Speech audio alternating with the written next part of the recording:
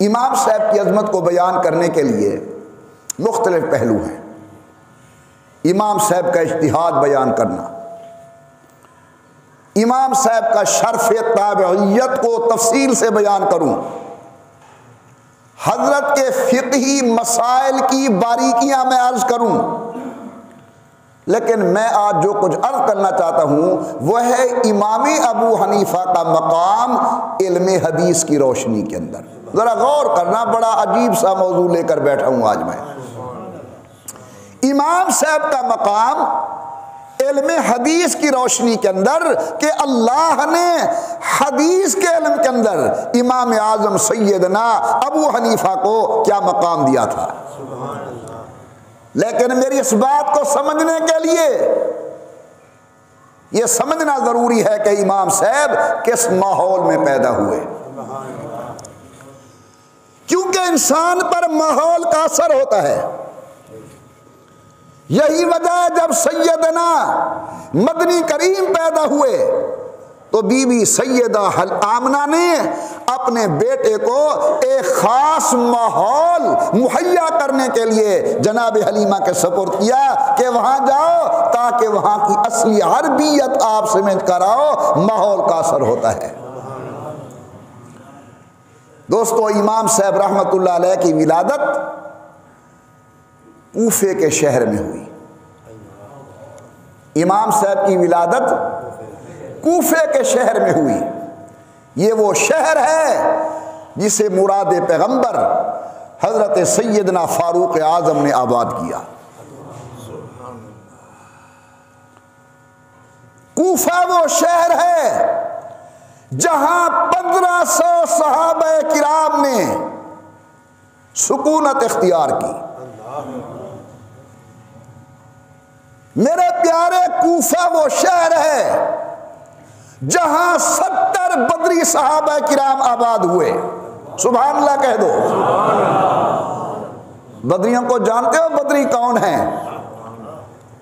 میں نے پڑھا ہے ایک دن غیر بدری صحابی جس نے بدر کے اندر شرکت نہیں کی، وہ ایک بدری صحابی کے آگے آگے چل رہا تھا، رسول اللہ نے اس کو پکڑ کر پیچھے کیا، فرمایا تمہیں لحاظ نہیں آتا بدری صحابی کے آگے چل رہا ہے؟ امام الانبیاء سرکار دو عالم فرماتے اطلع اللہ علی اہل بدر، جب آمنہ کے لال کے غلام میدان بدر میں پہنچے میرے اللہ نے بطور خاص ان کو دیکھا اور دیکھ کر کہا اعملوا ما شئتم، تمہارا جو دل چاہے کرو، میں نے جنت واجب کر دی ہے، گناہ معاف کر دیے ہیں۔ بڑا عظیم مقام ہے بدری صحابیوں کا۔ جب جناب عثمان شہید ہوئے، صحابہ کرام جناب سیدنا علی کے پاس گئے، شاہ علی المرتضی، ابو بکر اپنا وقت گزار گئے، امیر عمر چلے گئے، امیر عثمان تھے انتقال ہو گیا، شہید ہو گئے۔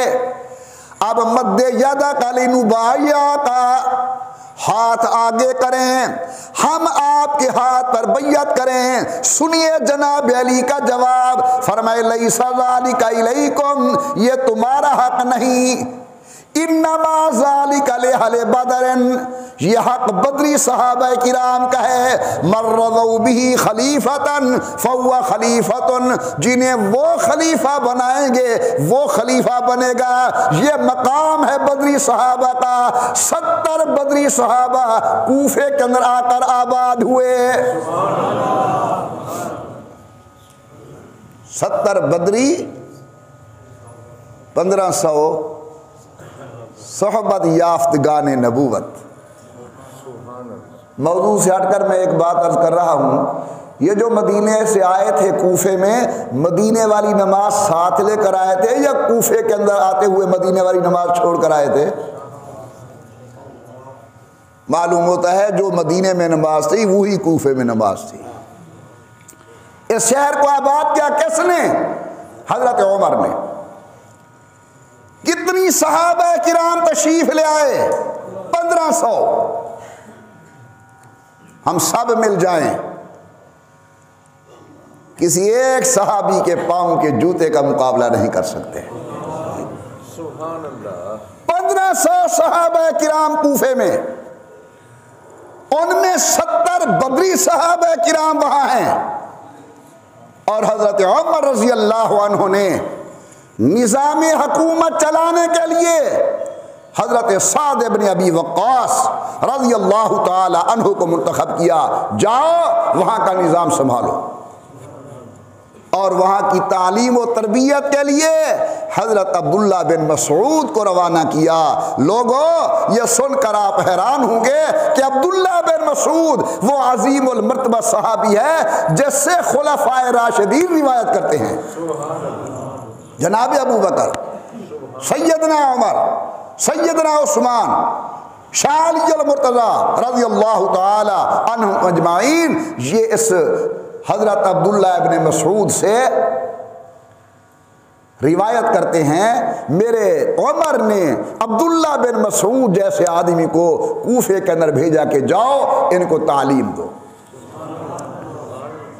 حضرت علی المرتضی نے اپنا دارالحکومت کوفے کو بنایا۔ اب ذرا کوفے کی عظمت سمجھ آ رہی ہے؟ عمر نے آباد کیا، 1500 صحابہ تشریف لے آئے، جن میں 70 بدری صحابہ ہیں۔ سعد بن ابی وقاص یوں سمجھو وہاں کے گورنر ہیں، عبداللہ بن مسعود وہاں کے مدرس و استاد ہیں۔ حضرت جناب سیدنا علی المرتضی جب تشریف لاتے ہیں اور کوفے کے اندر دیکھتے ہیں ہر زبان پر قال قال رسول اللہ کے زمزمے ہیں، قال قال رسول اللہ کے ترانے ہیں، ہر زبان پر حدیث ہی حدیث کے الفاظ ہیں، تو حضرت نے فرمایا اللہ عبداللہ ابن مسعود پہ رحم کرے، اس اللہ کے بندے نے پورے شہر کو علم سے منور کر دیا۔ امام بخاری رحمۃ اللہ علیہ فرماتے ہیں میں بتا نہیں سکتا میں حدیث لینے کے لیے کتنی مرتبہ کوفے میں گیا ہوں۔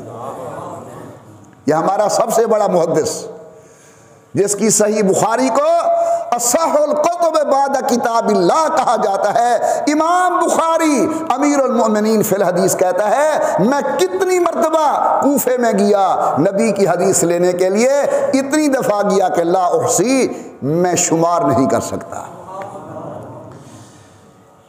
حضرت امام بخاری رحمت اللہ تعالی علیہ فرماتے ہیں لا احصی ما دخلت الکوفۃ،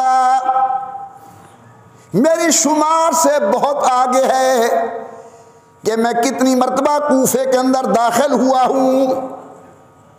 کیا کرنے کے لیے؟ فی طلب الحدیث، کوئی کاروبار کرنے کے لیے نہیں گیا، میں محمد کریم کی حدیثیں لینے کے لیے گیا۔ حضرت ابن سیرین بہت بڑے امام ہیں، سنیے اور اپنے ایمان کو جلا بخشیے، اپنے ذوق کو مزید اعلیٰ کیجئے۔ ابن سیرین کہتے ہیں اتیت الکوفۃ، میں کوفے میں آیا، میں نے دیکھا 4000 محدثین کوفے کے اندر بیٹھ کر مصطفیٰ کی حدیثیں پڑھا رہے ہیں۔ اب ذرا تمہیں کوفے کے ماحول کا پتہ چلا ہوگا کہ امام صاحب کہاں پیدا ہو رہے ہیں، ایک علم کے شہر کے اندر۔ کہاں پیدا ہو رہے ہیں؟ ایک ایسے شہر کے اندر جہاں زبانیں قال قال رسول اللہ صلی اللہ علیہ وسلم کے مقدس اور باعظمت جملوں سے تر ہے۔